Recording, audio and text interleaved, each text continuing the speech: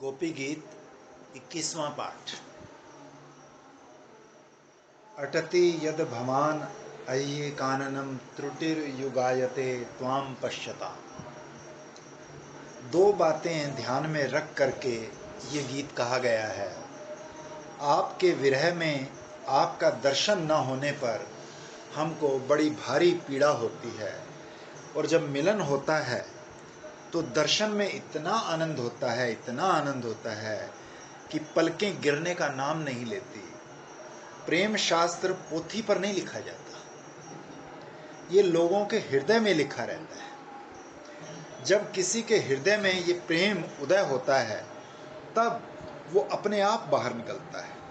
कहते हैं कि संसार में जब प्रेम होता है तो पहले आंख में से निकलता है। चक्षु राग प्रथम, पहले आंख में रंग चढ़ता है, फिर वाणी में आता है, कान में आता है, फिर त्वचा में आता है।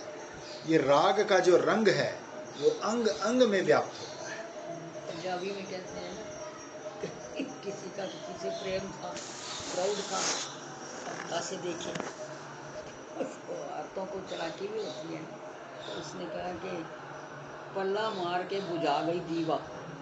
दिया जल रहा था, ऐसे अपने गुरके को पल्लू को किया और बुझा दी, और आंख नाल गल कर गई। मिल भी लिया और किसी ने देखा भी नहीं।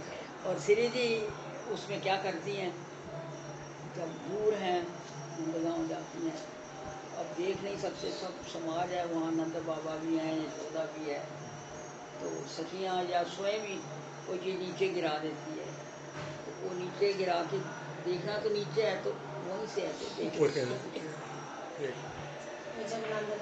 है। कहीं भी जाते हो जहाँ समाज है, मतलब सामने सामने नहीं देख सकते। ये राग का जो रंग है ये अंग अंग में व्याप्त होता है, लेकिन ये अपना पहला जो पांव जमाता है वो आंख में ही जमाता है। नैनम प्रीति प्रथमम, शास्त्र में ऐसा वर्णन आता है। धन्य है वो है, धन्य है जिसकी आंख दुनिया के और किसी रूप में आसक्त ना हो। मुरली मनोहर पीताम्बरधारी श्याम सुंदर नंदनंदन ब्रजराज कुमार श्री कृष्ण की रूप माधुरी में जिसकी आंखें फंस जाएं, वही धन्य है, उसी का जीवन सफल है। अब ये गोपियां जो यहाँ बोल रही हैं ये उनके हृदय के उद्गार हैं। उद्गार शब्द का अर्थ संस्कृत में देखो क्या है। कभी भोजन खाने के बाद डकार आती है, तो जैसा खाते हैं वैसी डकार आती है, तो उद्गार माने होता है डकार लेना। ये जो प्रेम का संगीत है ये क्या है, जिसके हृदय में प्रेम भर गया उसके हृदय में से डकार निकली, उद्गार निकला, और वो उद्गार जीभ पर आकर गीत बन गया। ये जो गोपियों का गीत है ये प्रेम का उद्गार है। और प्रेम यदि हमेशा सुख ही सुख रहे तो उसका क्या महत्व है ये मालूम नहीं पड़ेगा। एक दिन सारस ने कहा, अरे ओ चकवी, तुमको प्रेम का क्या पता, रात भर विरह में घुलती रहती है। तो चक्रवा की बोली, अरे ओ सारसी, तुमको प्रेम का क्या पता, तुमने तो कभी विरह देखा ही नहीं कि कैसा होता है। विरह होने पर संयोग का सुख मालूम पड़ता है कि अपने प्रीतम के लिए कितने कष्ट झेल कर हम आगे बढ़े हैं। सब हमने चकवा चकवी का प्रेम देखा। एक बार राजस्थान में मेरे पिताजी से जाओ, सामने पहाड़ी पर दोनों जने रहते थे। चकवा मर गया, चकवी ने रो रो के 24 घंटे में प्राण दे दिया था, ना खाया ना पिया, प्रत्यक्ष देखा। तो पिताजी बोले, देखो ये प्रेम है। पहाड़ी पे कोठी सी रेलवे की, तो उसके सामने एक पहाड़ी। संयोग के समय विरह के जो दुख हैं वो बहादुरी के संस्मरण हो जाते हैं। हमने ये कठिनाइयाँ उनके लिए झेली हैं, ये तपस्याएं की हैं, ये त्याग किया है। और जिसको प्रेम में कठिनाई नहीं उठानी पड़ती, तपस्या नहीं करनी पड़ती, उसको तो क्या पता कि जब तकलीफ पड़ेगी तब उसको प्रेम रहेगा भी कि मिट जाएगा। क्या पहले ही कठिनाई उठा के कुछ मिले तो उसकी कदर होती है। तो क्या परीक्षा है उसकी, क्या प्रमाण है तो प्रेम कभी संयोग के रूप में आता है, हंसाता है, सुख देता है, और कभी वियोग के रूप में आता है, दुख देता है, तपाता है। प्रेमी को खरा सोना कंचन बना देता है। सोना जितना जलाया जाता है उतनी उसमें से मैल निकल जाती है, जितना पीटा जाता है उतना चमक जाता है। नहीं तो इसीलिए हमारे गुरु जी 1 साल तक ऐसा तपाते थे कि 1 साल साधक टिकेगा तो उसको रखूंगा, नहीं तो जाओ हाँ। घर को जाओ। बिना गलाए बिना पीटे सोना कुंदन नहीं होता।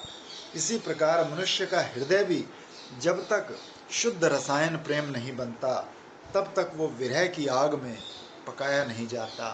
ये प्रीत की रीत। अब ये गोपियां जो हैं ये प्रेम की ध्वजा, प्रेम का झंडा है, प्रेम के झंडे को ऊंचा रखती है, झंडा ऊंचा रहे हमारा।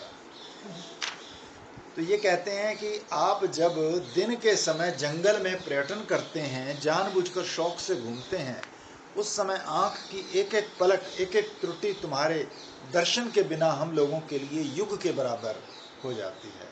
पलक कलप सम जात। वे कहती हैं जब आप दिन में घूमते हो तो हमारी ये दशा होती है, तो रात में चले गए हो तो इस समय की तो पीड़ा का ठिकाना ही क्या। इस समय जो अपनी पीड़ा है वो अपनी गंभीरता को बताती है। ये तो है एक बात। अही शब्द में ध्वनि है, व्यंग है कि जब दिन में चले जाते हो तो हमें बड़ा कष्ट होता है, और रात में चले गए हो तो उसका तो क्या बताएं।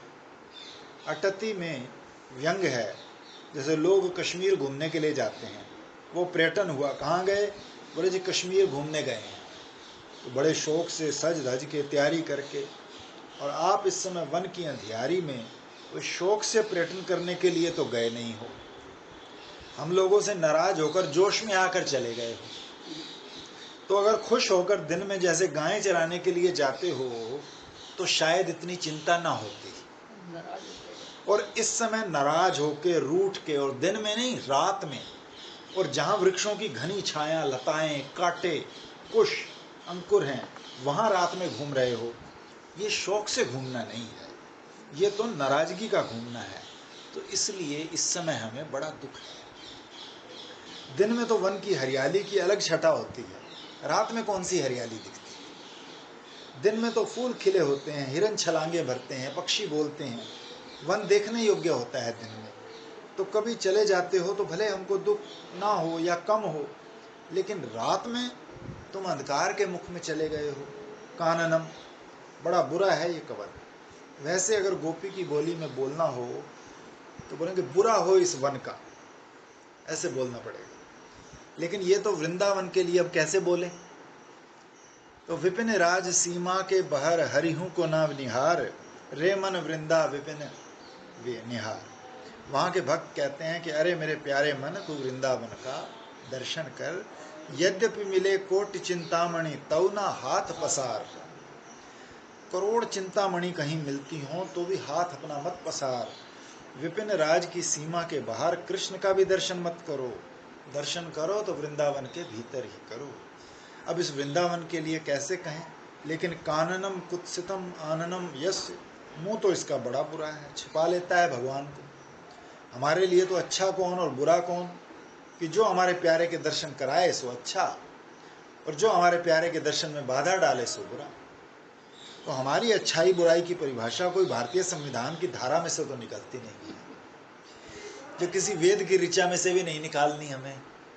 तो हमें तो अच्छाई बुराई इस दृष्टि से निकालनी है कि हमारा जो प्राण प्यारा है, हमारा हृदयेश्वर है, उसके मिलने में कौन मददगार है और कौन बाधक। तो दिन में ये वन छिपा लेता है, बाधक है, इसलिए कानन है। श्री कृष्ण के विरह में हमारी क्या दशा होती है कि पल युग के समान बीतता है। विरह में क्या होता है, मिलन में क्या होता है। ये श्री कृष्ण का प्रेम, नंद नंदन का प्रेम जिसके हृदय में जागता है, ऐसी पीड़ा होती है। कभी कभी ऐसा दर्द होता है कि मान लो समुद्र मंथन हुआ हो और ताज़ा ताज़ा विष निकला हो, तो उसमें जितनी तीक्ष्णता होगी वो श्री कृष्ण के प्रेम में होने वाली पीड़ा के सामने फीकी पड़ जाती है। और कभी कभी ऐसा आनंद उछलता है, छलकता है आनंद, कि अमृत की जो मिठास है उस मिठास का अहंकार भी चूर हो जाता है। श्री कृष्ण के प्रेम की मिठास के सामने अमृत में क्या मिठास रखी?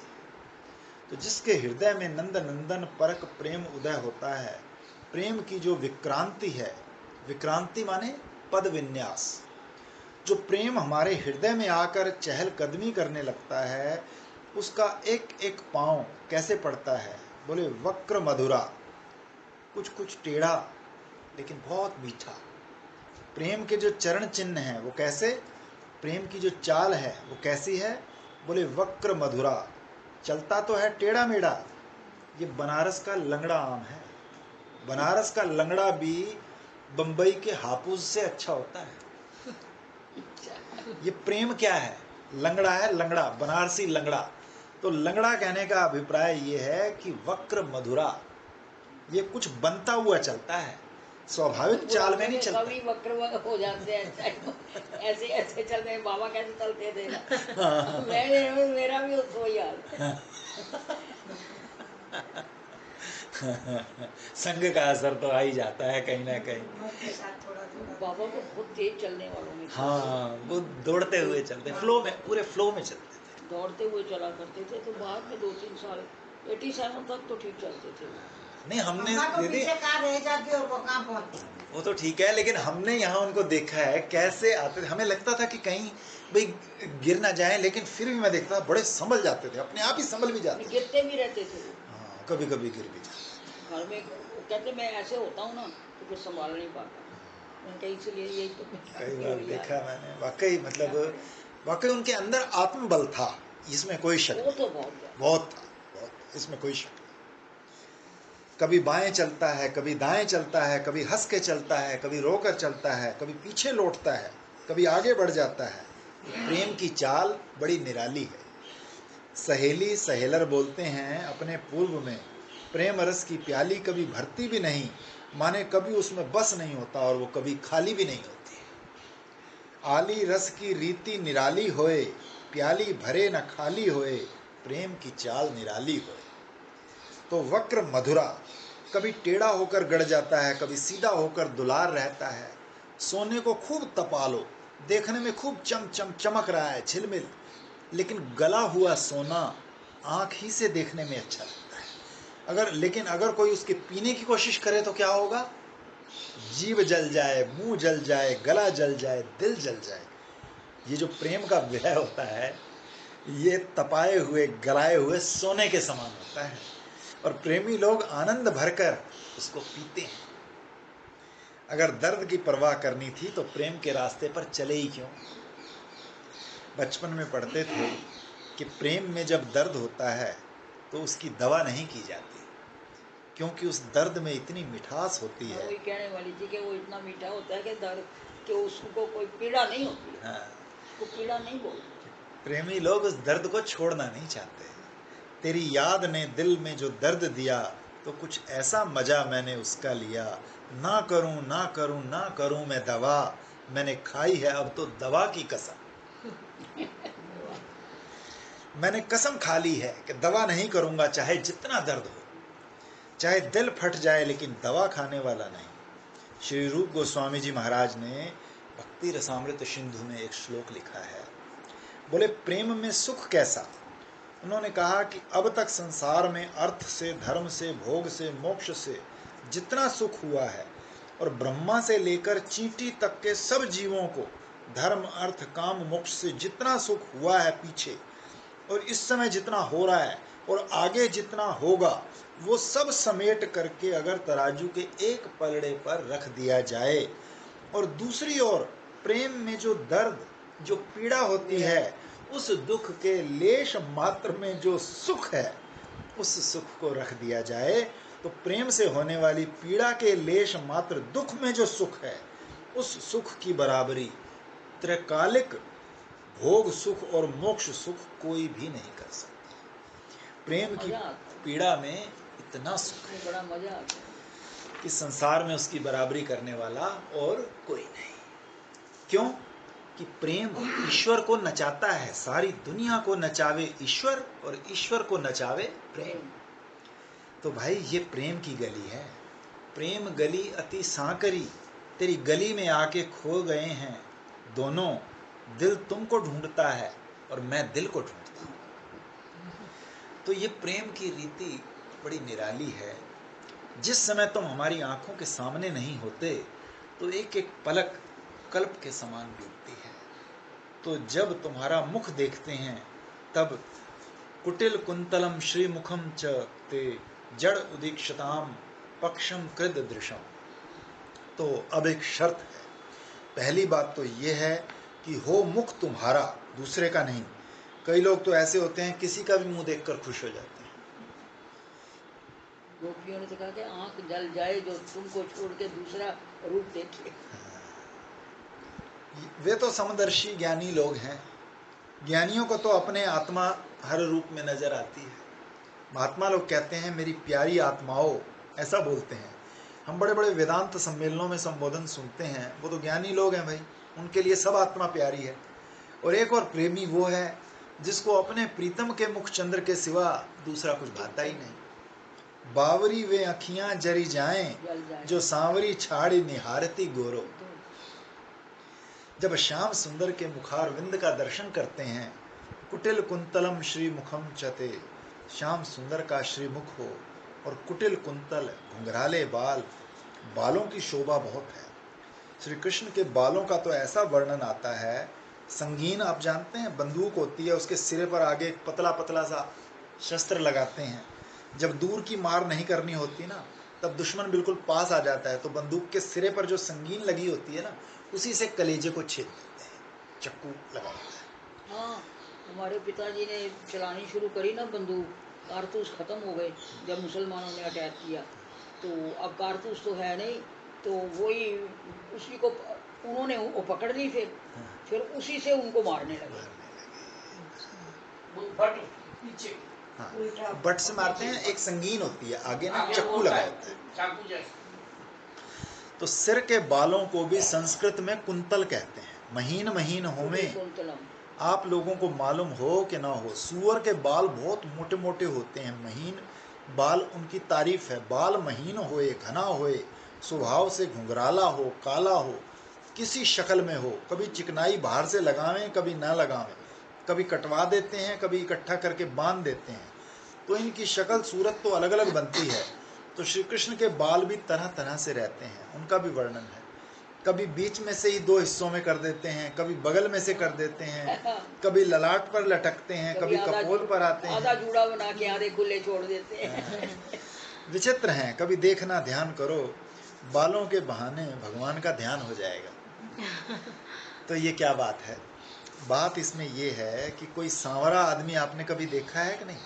तो देखा है? लड़कियां भी देख लो ऐसे ही करती हैं। आप कहते हो ना लड़कियां बाल ऐसे ऐसे करती हैं, वो भी ऐसी तो करती हैं इनकी तरह। हाँ, ये सब ऐसे ऐसे लड़कियां बोले अच्छा, लोगों के बाल देखे हैं कि नहीं देखे?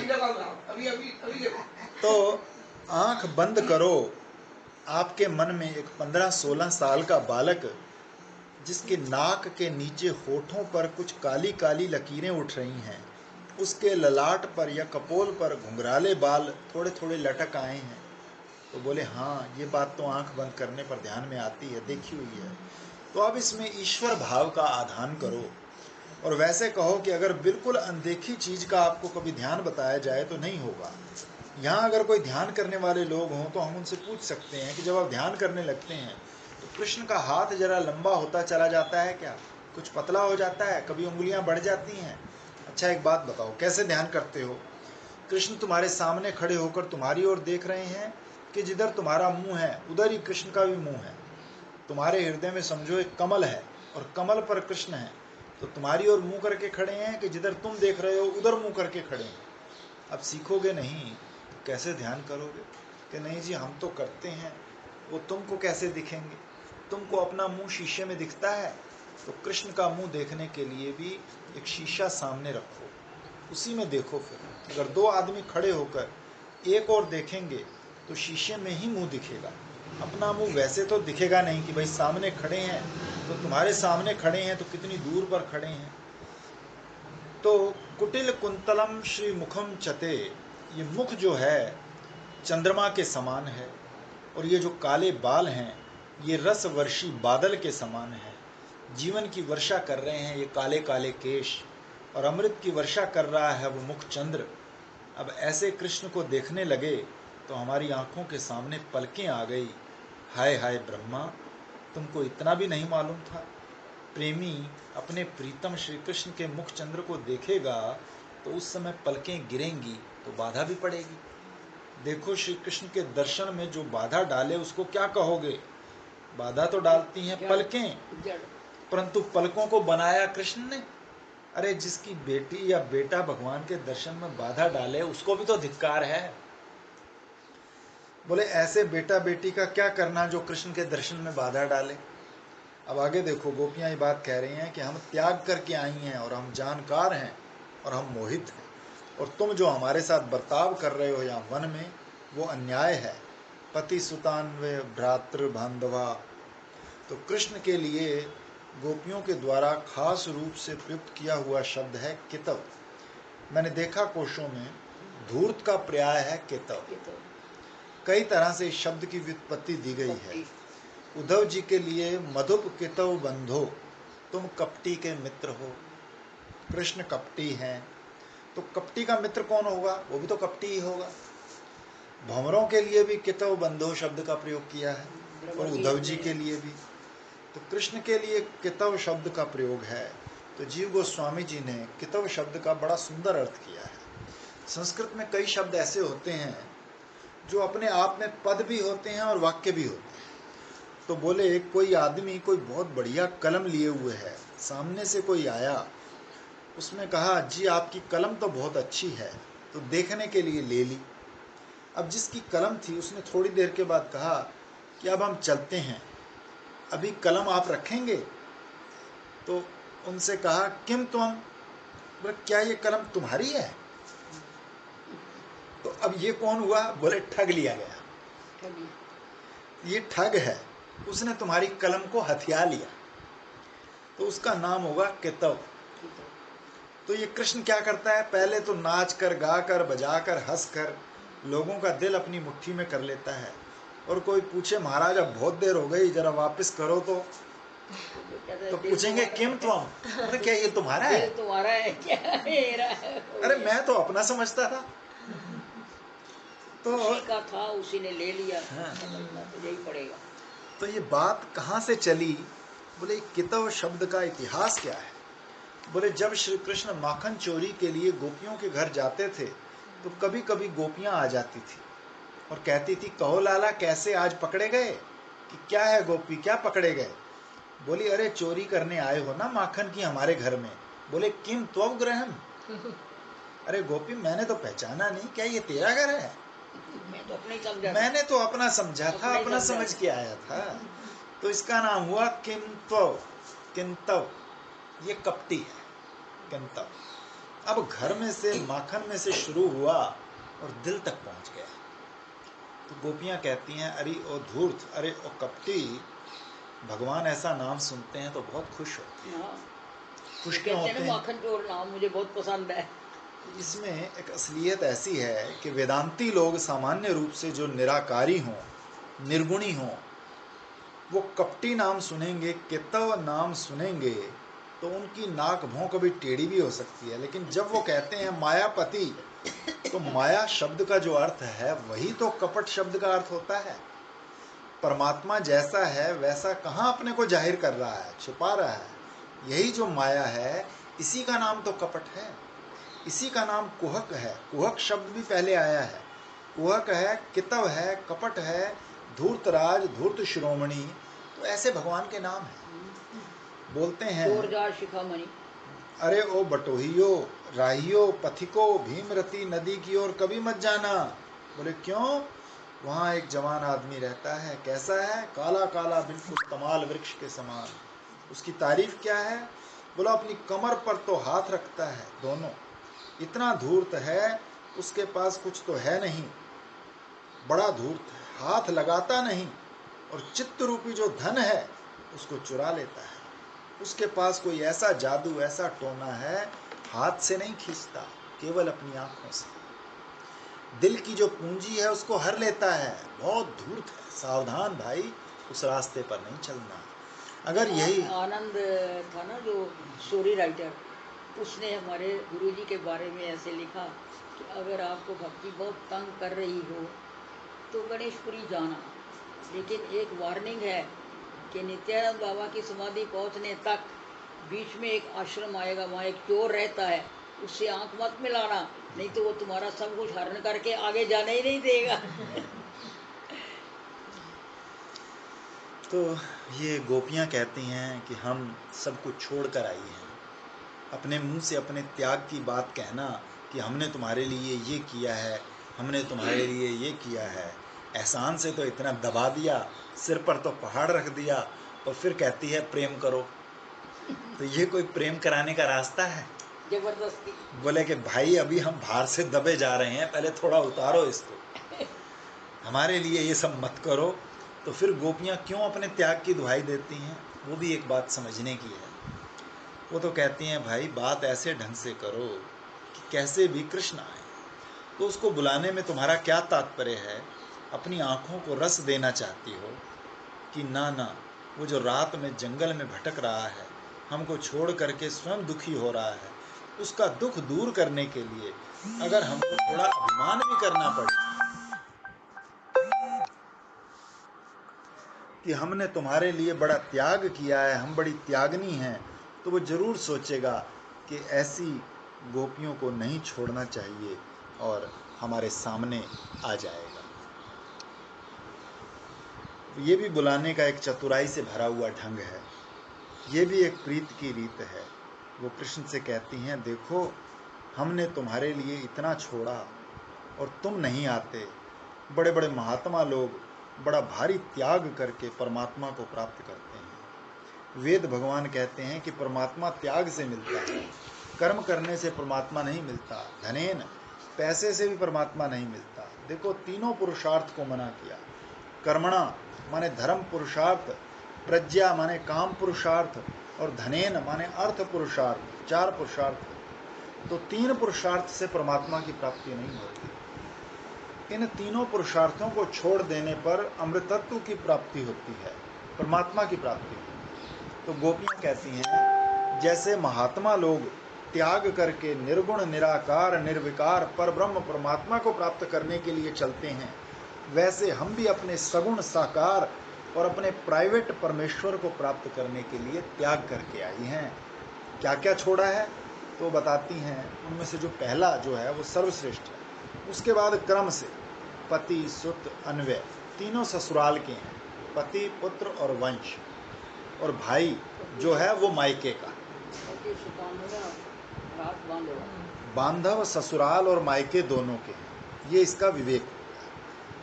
पति पति सुतान्वया भ्रातृ बांधवान, त्याग तो बहुत होगा ही। पति छोड़ने से धर्म हो गया, पुत्र छोड़ने से भोग हो गया, बच्चा पैदा करना नहीं था, वंश में यश गया, भाई में स्नेह गया, बांधव में प्रतिष्ठा गई। भाई बंधुओं में प्रतिष्ठा लोग चाहते हैं, भाई का स्नेह चाहते हैं, वंश में यश बढ़े ऐसा चाहते हैं, पुत्र होने से भोग की प्राप्ति होती है, पति की सेवा करने से धर्म प्राप्त होता है। तो श्री कृष्ण की प्राप्ति के लिए ये सब त्याग का भी रूप बताया। एक साधारण आदमी जो संसार में काम कर रहा है, किसी भी स्त्री को अपने पति का उल्लंघन नहीं करना चाहिए, पुत्र का, भाई का, वंश का, बांधव का उल्लंघन नहीं करना चाहिए। इनका उल्लंघन करना धर्म के विपरीत बताया। गोपी कहती है हमने विलंघन ही नहीं अति विलंघन किया। अति विलंघन का क्या अर्थ है कि जब गोपियां चली घर से तो क्या हुआ, लोगों ने आकर के रोका। श्री कृष्ण ने उनकी आत्मा को ऐसा चुरा लिया था कि उनके रोकने पर भी नहीं रुकी। महाराज घर के लोगों ने सत्याग्रह कर दिया। ये अति विलंघ्य शब्द का जो प्रयोग है वो बार बार है। घर के लोगों ने धरना दे दिया, लेट गए धरती पर। ससुराल वाले तो नहीं लेटे, लेकिन मायके वाले लेट गए। बाप थे, माँ थी, भाई थे, रास्ते में लेट गए तो तुमको नहीं जाने देंगे। परंतु अति विलंघ्या, कूद कूद करके, उछल उछल करके लेटे ही रह गए। उनको पार करके गोपियां श्री कृष्ण के पास गई। देखो जिसने त्याग किया उसको श्री कृष्ण के पास से लौट कर नहीं जाना चाहिए। जो श्री कृष्ण के पास आ गया उसको नहीं लौटना चाहिए। और यहाँ तो लौटा रहे हैं। बोले कि बाबा, जो ज्ञानी होकर आता है सो नहीं लौटता, अज्ञानी को तो लौटना पड़ता है। तो गोपियाँ कहती हैं, गतिविद सतबोध गीत मोहिता, बड़ा अद्भुत है ये, हम तुम्हारी चाल समझते हैं, तुम हमारी चाल समझते हो, हम तुम्हारा गाना समझती हैं। माने गतिविद, जो गत बजाते हैं, सितार पर गत बजाते हैं, वो गतिविद।